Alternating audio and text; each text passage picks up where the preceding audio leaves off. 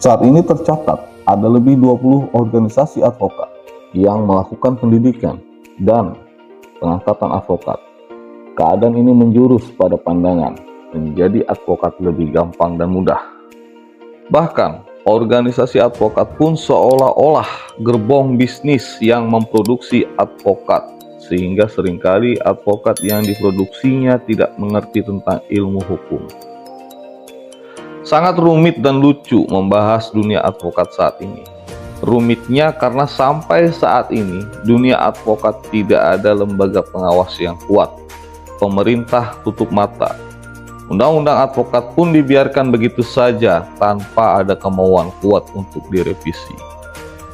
Dan lucunya saat ini ada pihak-pihak yang mendirikan organisasi advokat layaknya seperti perusahaan yang nyari untung dengan mencetak advokat.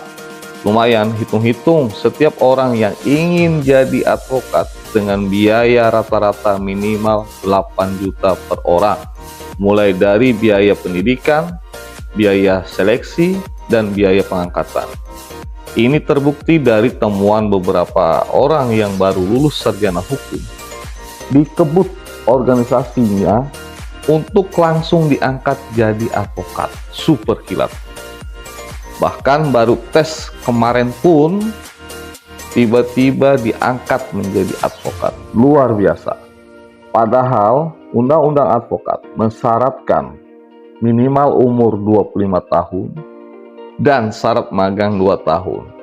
Yang dua syarat tersebut linear jika dihitung rentang waktu usia pendidikan mulai dari tamat SD sampai tamat sarjana hukum tingkat pendidikan tinggi dan ditambah magang 2 tahun, maka klop usianya 25 tahun.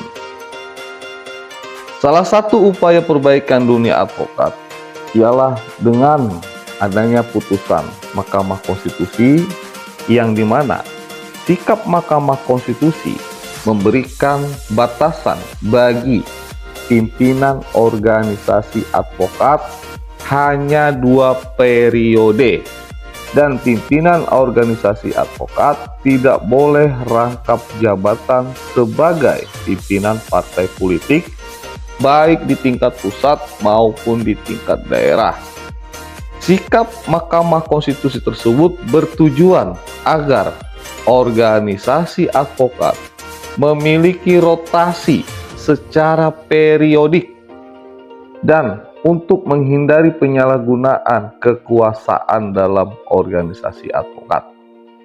Rekan-rekan advokat silakan membaca isi putusan Mahkamah Konstitusi nomor 91 garing PUU garis mendatar 20 Romawi garing 2022 yang dibacakan pada hari Senin tanggal 31 Oktober 2022 terkait ketentuan pasal 28 ayat 3 Undang-Undang nomor 18 tahun 2003 tentang advokat.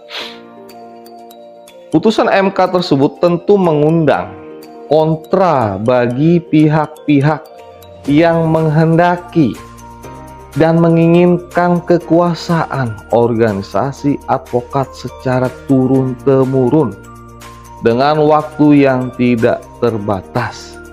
Kalau pimpinan organisasi advokat dengan waktu tidak terbatas periodisasinya, maka ini bukan lagi organisasi advokat, melainkan sudah menyerupai perusahaan atau kerajaan yang berakibat organisasi advokat itu menjadi tidak baik bagi perkembangan dunia advokat. Mari rekan-rekan advokat tanyakan dan diskusikan dengan kritis tentang organisasi advokat kalian yang tata kelolanya tidak jelas dan semeraut, atau kalian bagian dari kesemrautannya.